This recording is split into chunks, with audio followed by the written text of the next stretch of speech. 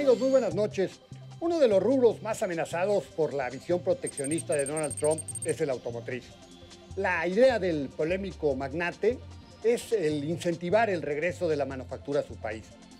Se trata de un absurdo, puesto que la competitividad para las armadoras estadounidenses la aporta México por el costo de la mano de obra. Pero otro rubro nodal son las autopartes, en donde somos el quinto jugador global. Aquí producimos frenos, suspensiones, amortiguadores, motores, asientos.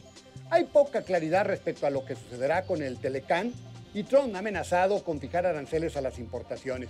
Y justo para hablar de este rubro, esta noche nos acompaña Óscar Albín. Es el presidente ejecutivo de la Industria Nacional de Autopartes, INA, que es la agrupación del rubro. ¿Qué se puede esperar de estas amenazas? Acompáñenos. Pues Óscar, muchas gracias por acompañarnos esta noche. Oh, al contrario, estoy muy contento de estar aquí en tu programa una vez más. Gracias, gracias Óscar. Pues Óscar, finalmente todo parece indicar que lamentablemente el Tratado de Libre Comercio pues ya no lo veremos este año, ¿verdad? Todo parece indicar. Así es, efectivamente. Sin embargo, no quiere decir que no seguiremos trabajando en ello.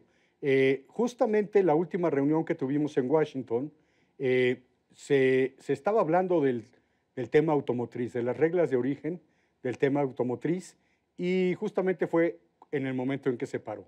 Entonces, yo tengo esperanza de que en la segunda parte de julio se reinicien nuevamente las conversaciones entre los tres países y volvamos a tomar el tema de donde lo dejamos.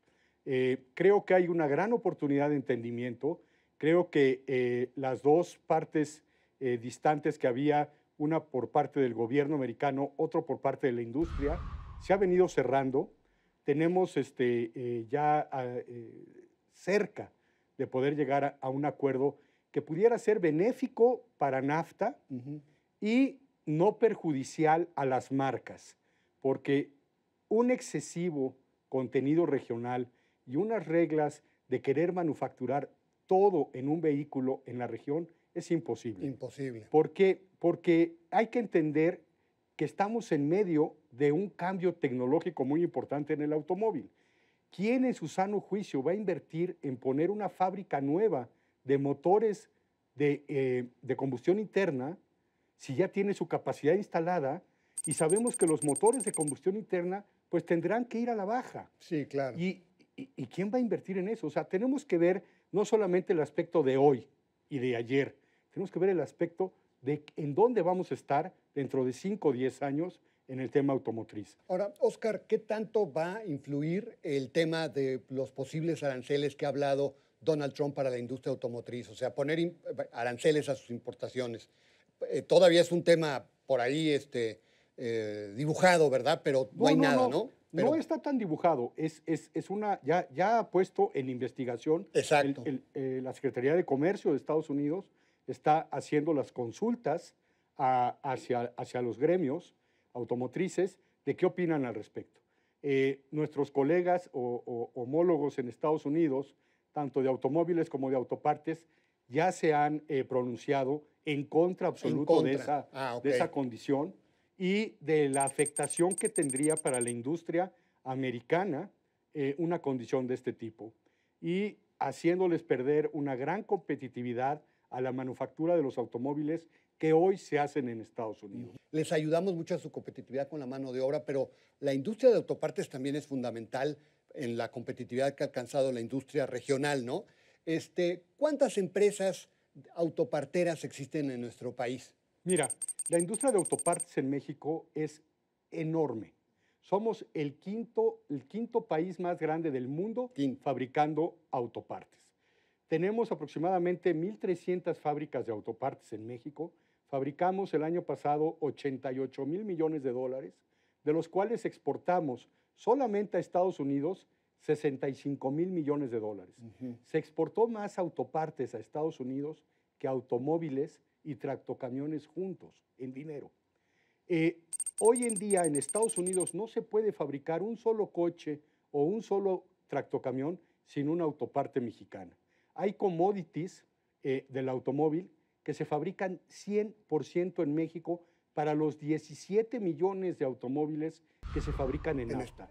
Entonces, somos un complemento, un eslabón de una industria muy conformada y que tiene 15, 20 años de venirse conformando de esa forma, imposible romperla. Ujú.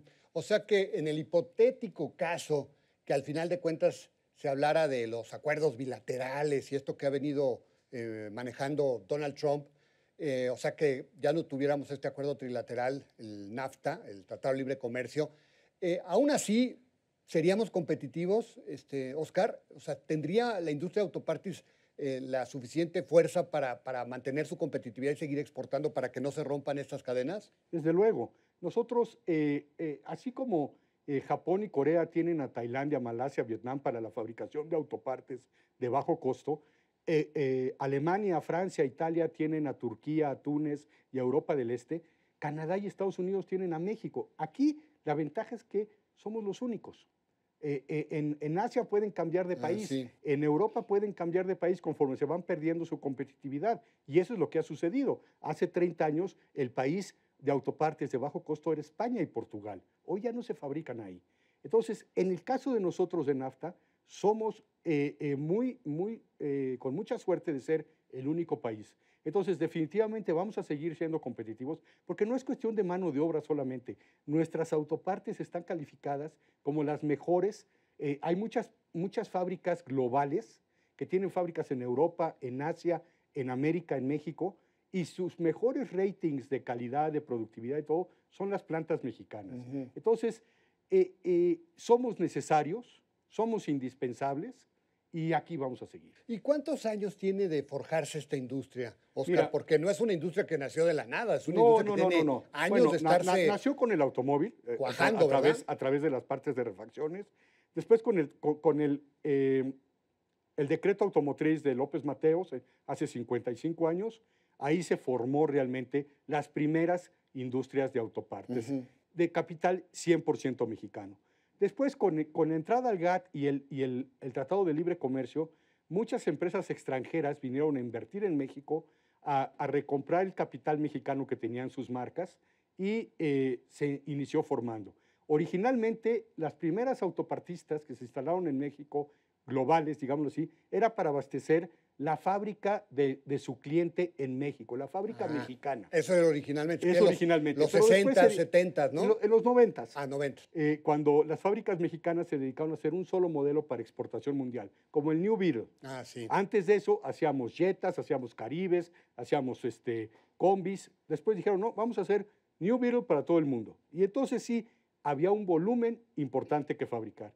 Llegan las grandes marcas, se instalan en México para abastecer ese New Beetle. Pero después se dieron cuenta que México era un paraíso para la fabricación de autopartes por la calidad de sus gentes, la logística que estábamos muy cerca, y empezaron a transferir plantas de Estados Unidos a México. Eso es verdad. Y empezamos a surtir y a fabricar autopartes no solamente para las fábricas mexicanas, sino para las fábricas americanas. Y ahí es en donde explotamos, porque en México hoy se fabrican 4 millones de automóviles y en NAFTA se fabrican 17. Exacto. Entonces nosotros somos fabricantes de 17 millones de automóviles. ¿Y cuántos empleos se generan, Oscar? 820,000 empleos directos, 820,000 familias mexicanas tienen que ver con el mundo de las autopartes. Realmente el mundo de las autopartes es enorme, somos una industria muy formal, además que capacitamos a la gente porque cada vez tienen que estar más capacitados y yo creo que nuestro principal cuello de botella para poder seguir creciendo, nuestra amenaza no es externa, es interna.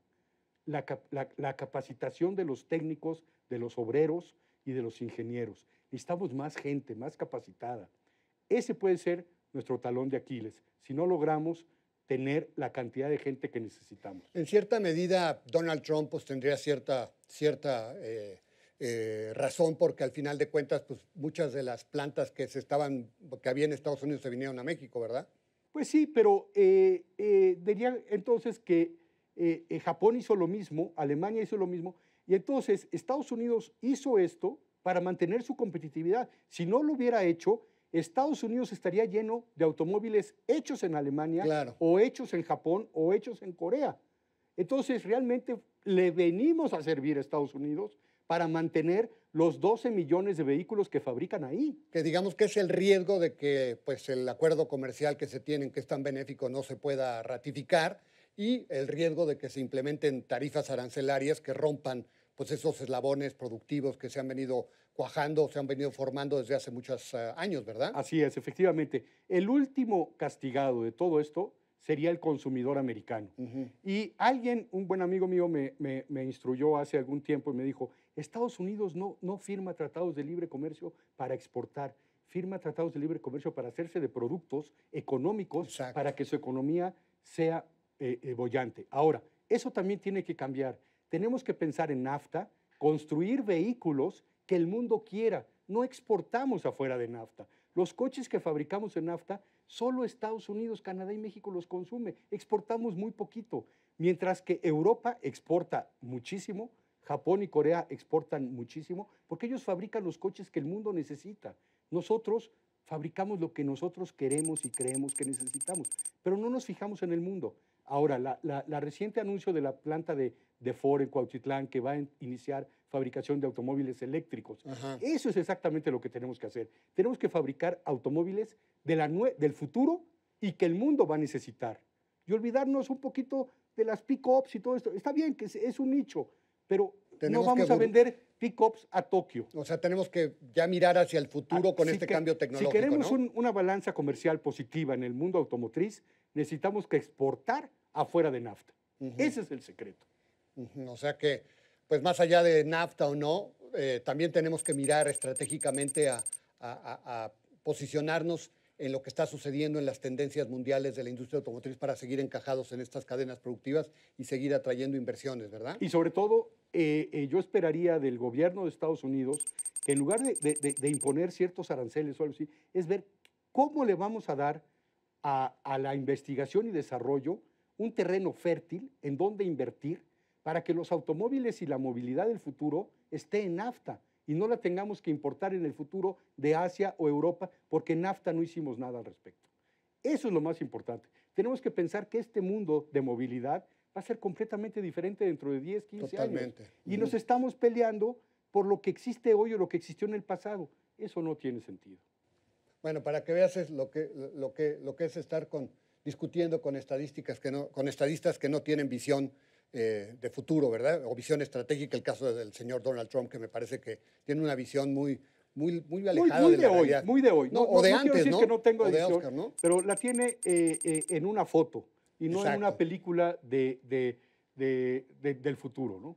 Bueno, muy bien, pues Oscar, muchas gracias. Como siempre, un verdadero placer platicar contigo. No, encantado de estar nuevamente con tu público.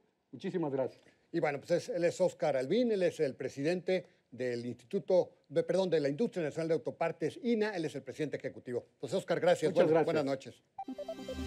Ciertamente aún está lejos de tenerse un panorama más claro con respecto al Telecán. Obviamente, más allá de la visión simplista de Trump, será difícil modificar de un día a otro las cadenas de producción del rubro automotriz.